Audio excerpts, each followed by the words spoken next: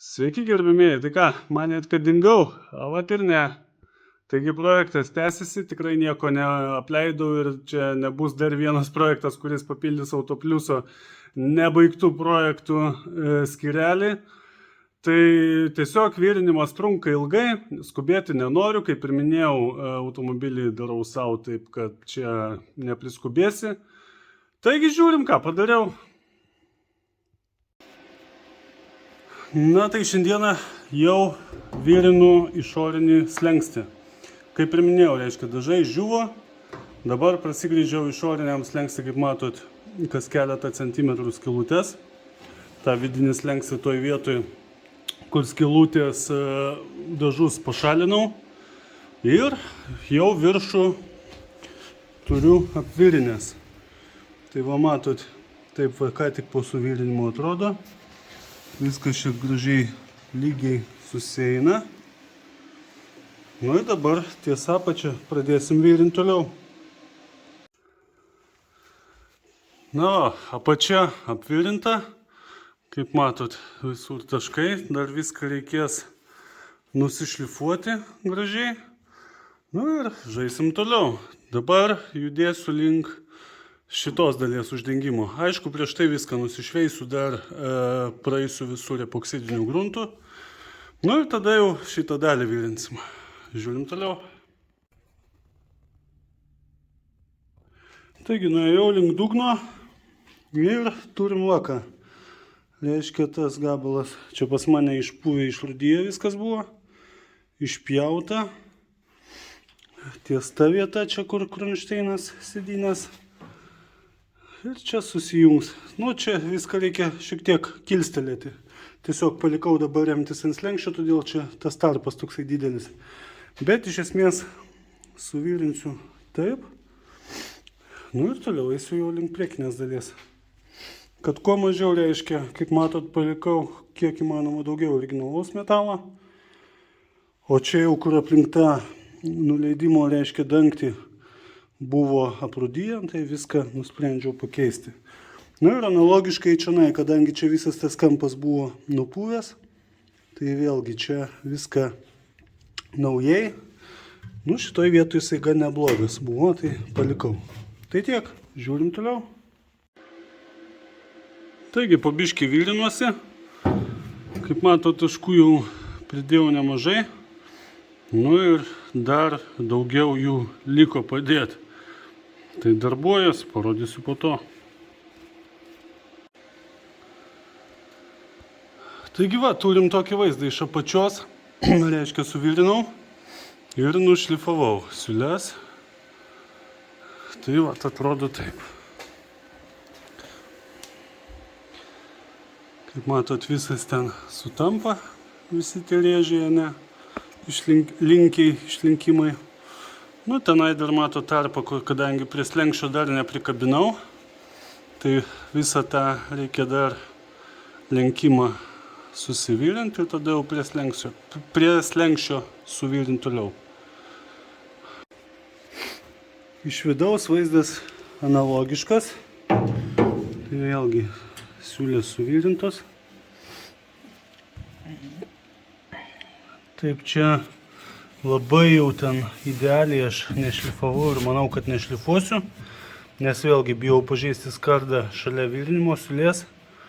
Nu ir kam čia viskas po kilimu, nesimato, svarbu iš tos išorinės pusės, iš dugno viskas galbūt gražiau atrodo, negu kad čia po kilimu kažkur.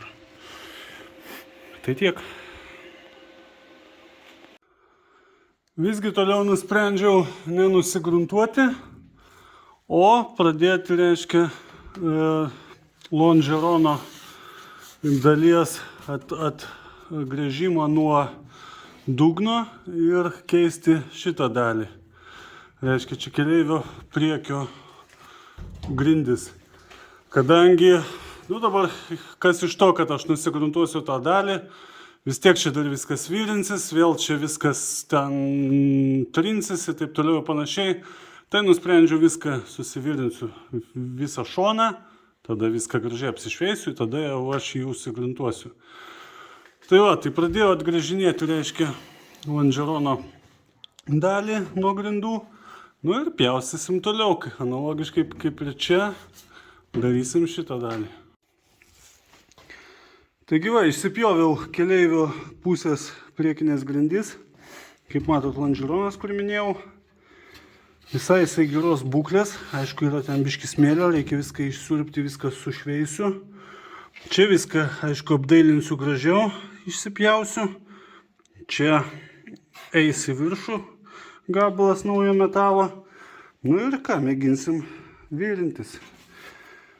Dedam skardą, žiūrim. Tai vat, reiškia, išsipjaušiau, daugmaž sugaudžiau kraštus dugno ir dabar įsišveičiau, reiškia, lonžerono vidų nupurškiau gruntų, kad sudžiūtų. Na ir jau sekantį kartą atėjęs, dėsiu skardą ir mėginsim virintis.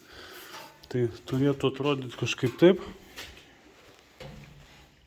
Nenoriu dėti, nes ten ką tik dažai nupurkšti, ar ne, bet, na, įsivaizduojam. Tai žiūrėsim, kai virinsim, kas mums ten gausis.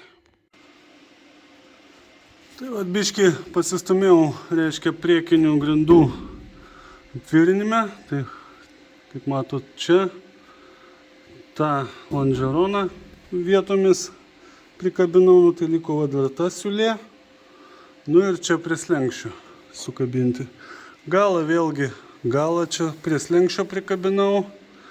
Nu ir šitą dalį tarp tos į tos, čia kadangi nėra vat kampuko to, tai reikės kažką išsilankstyti pačiam. Tai vat, čionais pritempiau varžtais, kadangi sudėtinga. Iš tikrųjų, teko čionais statyti tarp čia ir čia tokį šiek tiek išplėtimo įrankį, kadangi užlipo šitas lonžeronas, nu neįtilpo keletą man milimetrų ties šitą vietą. Tai šiek tiek praskėčiau, reiškia, šitą dalį su ta, šitą žemyn prispaudžiau varžtų pagalbą ir prikabinau. Tai va, prieki vaizdas kol kas toksai, čia dar suvirinimo masė. Tai va čia viską reikės vėlgi susigaudyti tos kraštelius, viską susilankstyti, kaip priklauso palei šitą linkį. Nu ir tada prisikabinsiu. Tai iš viršaus vaizdas atrodo taip. Tai reiškia, čia tos lonžerono taškai, kur prisikabinta. Čia dar keletas kilučių, kur varžtai buvo, dar nespėjau kol kas užlieti. Dvi jos. Nu, ta siūlė, tai va, kaip ir minėjau, liko, reiškia, ten ir prie slenkščio.